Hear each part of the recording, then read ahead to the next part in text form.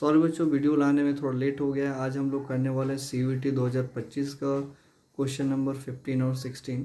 तो question number 15 क्या बोलता है, चलो सबसे पहले देख लेते हैं। क्वेश्चन नंबर 15 में बोल रहे हैं what is the colour of Fe3 plus aqueous ion. ठीक है, तो Fe3 प्लस का एक्वस में क्या है, कौन सा कलर होगा। Fe3 प्लस आयन का एक्वस में कौन सा कलर होगा, वहाँ पे चारों में से आपको यहाँ पे बताना है। तो चलिए देखते हैं इसके आंसर को हम लोग कैसे लिख सकते हैं।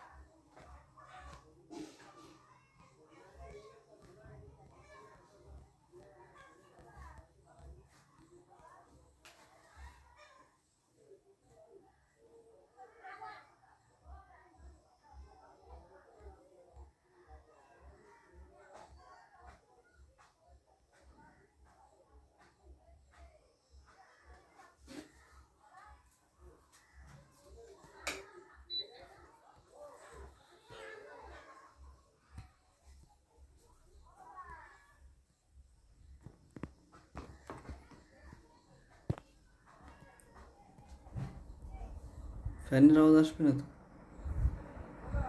ফ্যানের আওয়াজ আসবে।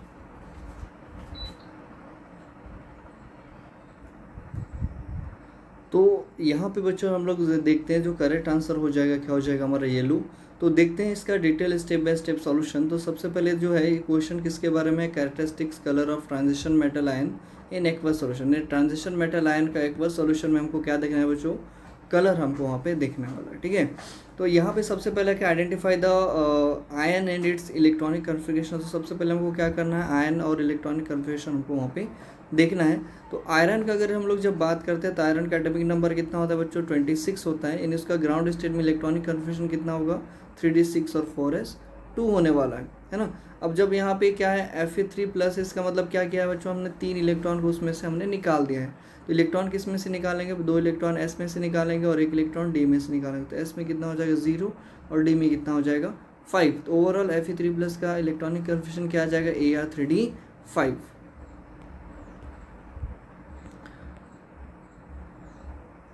अब सेकेंड स्टेप में क्या, understand the origin of colour. तो ओरिजिन ऑफ कलर किसकी वजह से होता है, अगर हम लोग बात करें एक्वस सॉल्यूशन में Fe3 प्लस आयन का, तो क्या है 6 वाटर मॉलिक्यूल के थ्रू क्या होगा, वो सराउंडेड होगा और क्या बनाएगा, FeH2O6 3 प्लस क्या बनाएगा, कंपाउंड बनाएगा। नहीं, आयरन किससे सराउंडेड होगा, 6 वाटर मॉलिक्यूल के थ्रू। इस तरह से क्या होगा, जैसे आप देख रहे हो पिक्चर में, तो ड्रॉ कर रहा हूँ, तो ऐसे क्या होगा, 6H2 मॉलिक्यूल के थ्रू क्या होगा, ये हमारा सराउंडेड होगा, है ना। आयरन मॉलिक्यूल 6 वाटर मॉलिक्यूल के थ्रू क्या होगा, सराउंडिंग होगा। Which promotes an electron from lower energy d orbital to higher energy d orbital, this is called dd transition. यानी हमने पढ़ा था कि जब लिगेंड रहता है किसी भी मेटल के पास, तो वहाँ पे क्या होता है कि d ऑर्बिटल, जब लिगेंड किसी मेटल को अप्रोच करता है, उसका जो d ऑर्बिटल होता है, उसमें कितने ऑर्बिटल होता है, d में 5 ऑर्बिटल। वो क्या होता है, 2 पार्ट में डिवाइड होता है, T2g और Eg में। ठीक है, किसमें होता है, T2g और Eg में वो क्या होता है, डिवाइड हो जाता है ना, स्प्लिट हो जाता है। तो अब कलर रीज़न क्या है, कलर का रीज़न क्या होता है बच्चों कि अगर इलेक्ट्रॉन कहाँ पे है हमारा, T2g में, वो क्या करेगा, उसको अगर हम लोग एनर्जी देंगे तो कहाँ जाएगा, Eg में चल जाएगा। ठीक है, कहाँ जाएगा, Eg में। इसको क्या बोलते हैं भाई, अब T2g भी d ऑर्बिटल है, Eg भी क्या है, d ऑर्बिटल है। तो लोअर जो d ऑर्बिटल T2g से कहाँ पर जाता है, हायर d ऑर्बिटल Eg में जाता है। इसलिए इसको क्या बोलते हैं हम लोग, क्या बोल रहे हैं यहाँ पे, T2g Cg में जा रहा है, इसलिए इसको क्या बोल रहे हैं बच्चों, यहाँ पे dd ट्रांजिशन यहाँ पे हम लोग बोल रहे हैं। ठीक है, अब नेक्स्ट क्या है, specific case of iron plus 3 है। अब स्पेसिफिक केस देखते हैं आयरन का क्या है यहाँ पे।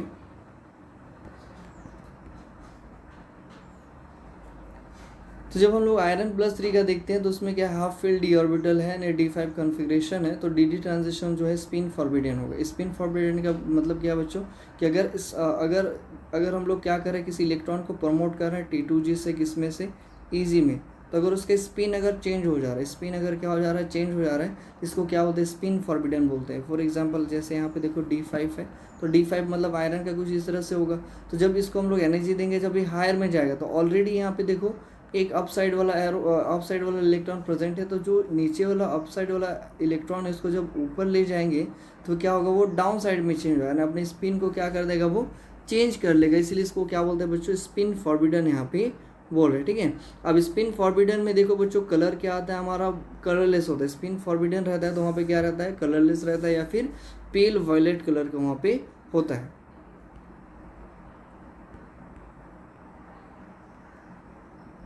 लेकिन जो Fe3+ का हम लोग अगर देखिए तो हमने क्या देखा था, येलो कलर होता है या क्या होता है हमारा, ब्राउनिश कलर का होता है। रीज़न क्या है इसका, फेनोमेना जो है इसका, रीज़न है हमारा हाइड्रोलिसिस है। क्या इसका मेन रीज़न हो जाएगा हमारा, हाइड्रोलिसिस है।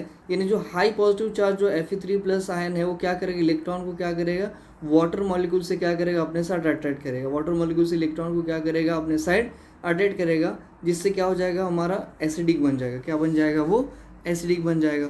और जो प्रोटॉन है वो क्या हो जाएगा, रिलीज हो जाएगा, और जिससे क्या बन जाएगा, हाइड्रोक्सो कंपाउंड वहाँ पे, हाइड्रोक्सो कॉम्प्लेक्स वहाँ पे बनेगा।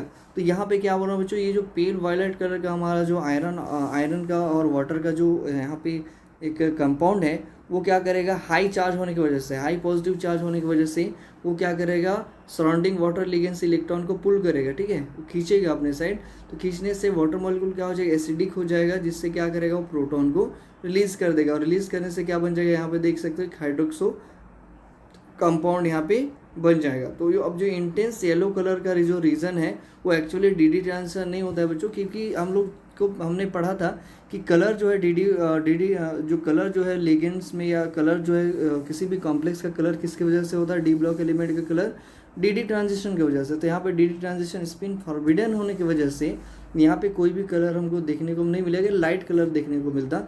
लेकिन यहाँ पे क्या होता है, ligand to metal charge transfer होता है, नहीं LMCT की वजह से इसका कलर क्या होता है, इंटेंस येलो कलर यहाँ पे होता है, ठीक है। अभी किसकी वजह से हो रहा है, ये हाई चार्ज की वजह से इलेक्ट्रॉन अपने और खींच के क्या बना रहा है, हाइड्रोक्सो कंपाउंड यहाँ पे बना रहा है, हाइड्रोक्सो कॉम्प्लेक्स यहाँ पे बना दे रहा है, ठीक है। तो वही चीज़ लिखा है कि ligand to metal charge transfer spectra band in hydroxo complex, in this process electron momentarily transfers from hydroxide ligand to central ion Fe3 ion. तो इलेक्ट्रॉन कहाँ जाएगा, हाइड्रोक्साइड आयन से किधर जाएगा, सेंट्रल Fe3+ आयन में क्या होगा, वो ट्रांसफर होगा।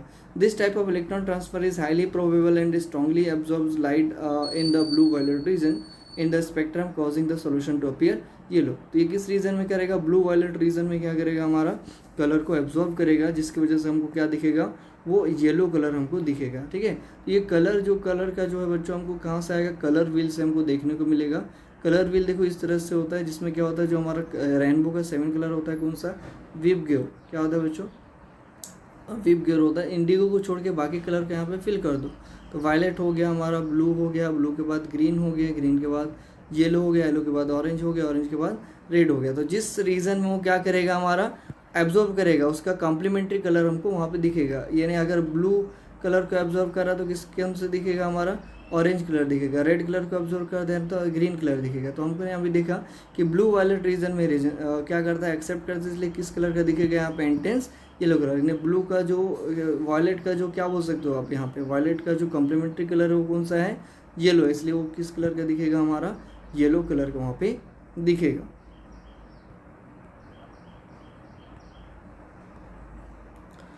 तो कंक्लूजन यहाँ पे क्या आ जाएगा बच्चों कि वाइल प्योर हेक्सा क्या बोल सकते हो, एक्वरन जो 3 आयन होता है वो पेल वायलेट कलर का होता है ना। लेकिन वो क्या करता है, रेडिली हाइड्रोलाइज हो जाता है। क्या होता है, रेडिली हाइड्रोलाइज हो जाता है वाटर में, जिससे क्या बनता है, येलो कलर का कॉम्प्लेक्स बनता है। इसलिए इसको क्या बोलते हैं, कॉमनली जो ऑब्जर्व होता है कलर किसमें, Fe3+ आयन में, जो उसका कलर क्या होता है, हमारा येलो होता है। तो एक्चुअली हमारा इसी क्या हो जाएगा हमारा आंसर, ठीक है।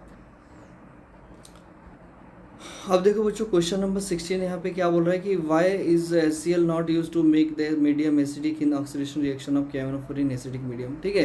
तो KMnO4 के एसिडिक मीडियम में रिएक्शन में जो एसिडिक मीडियम बनाने के लिए हम लोग HCl का यूज़ क्यों नहीं करते, यानी KMnO4 के एसिडिक मीडियम में रिएक्शन के टाइम, यानी एसिडिक बनाने के लिए रिएक्शन को हम लोग वहाँ पे HCl का यूज़ क्यों नहीं करते, वहाँ पे हमको आंसर को बताना है। तो ऑप्शन यहाँ पे देख लेते हैं। तो चारों ऑप्शन में से कौन सा ऑप्शन होगा, देखो कैसे हम लोग उसको सॉल्व करते हैं, चलिए देखते हैं।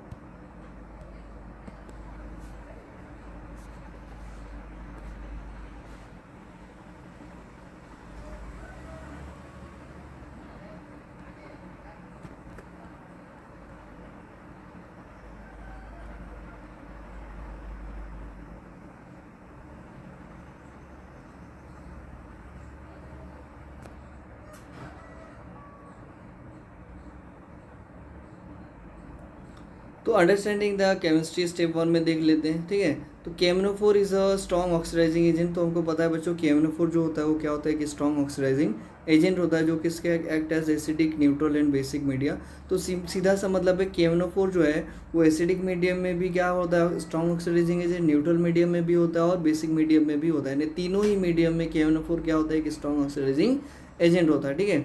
एसिडिक मीडियम में अगर हम लोग बात करें बच्चों तो KMnO4 जो किस में रिड्यूस होता है, Mn2+ में, ठीक है। तो जो वो खुद रिड्यूस होगा तो सामने वालों को क्या करेगा, ऑक्सीडाइज करेगा, यानी खुद रिड्यूस होकर सामने वाले को क्या करता है, ऑक्सीडाइज वहाँ पे करता है। तो एसिडिक मीडियम में KMnO4 जो है वो किस में रिड्यूस होता है बच्चों, Mn2+ में रिड्यूस होता है, ठीक है। अब जब हम लोग बात करते हैं HCl का, तो HCl when the presence of KMnO4 can get oxidise to Cl2। यानी अगर हम लोग KMnO4 के साथ क्या ले रहे हैं हम लोग, एसिडिक मीडियम में KMnO4 को एसिडिक मीडियम में रिएक्शन करवाने के लिए अगर किसका यूज़ करें, HCl का यूज़ करें, ठीक है। तो KMnO4 जो है वो क्या करेगा, HCl को ऑक्सीडाइज करेगा, स्ट्रॉन्ग ऑक्सीडाइज होने की वजह से क्या करेगा, HCl को ऑक्सीडाइज करेगा किस में बच्चों, Cl2 में। किस में कर देगा, Cl2 में। This chlorine which is also an oxidising, जो कि क्या है ऑलरेडी क्या है, ए भी एक क्या है ऑक्सीडाइजिंग एजेंट ही यहाँ पे है। तो यहाँ पे क्या हो सकते हैं बच्चों कि अगर हम लोग एसिडिक मीडियम बनाने के लिए KMnO4 का यूज़ कर रहे हैं, HCl का यूज़ करें, तो KMnO4 और HCl क्या करेगा, KMnO4 क्या करेगा, HCl को ऑक्सीडाइज कर देगा और ऑक्सीडाइज करके क्या बना देगा वहाँ पे, Cl2 बना देगा, ठीक है। जो कि खुद से ही क्या है हमारा एक तरह से बोल सकते हैं खुद ही क्या है एक ऑक्सीडाइजिंग एजेंट होता है। Potentially leading the side reaction in interference the chlorine gas in the desired oxidation process, जिससे क्या होगा, ये क्लोरीन जो है वो ऑक्सीडेशन प्रोसेस में क्या करेगा, इंटरफेयर वहाँ पे कर सकता है।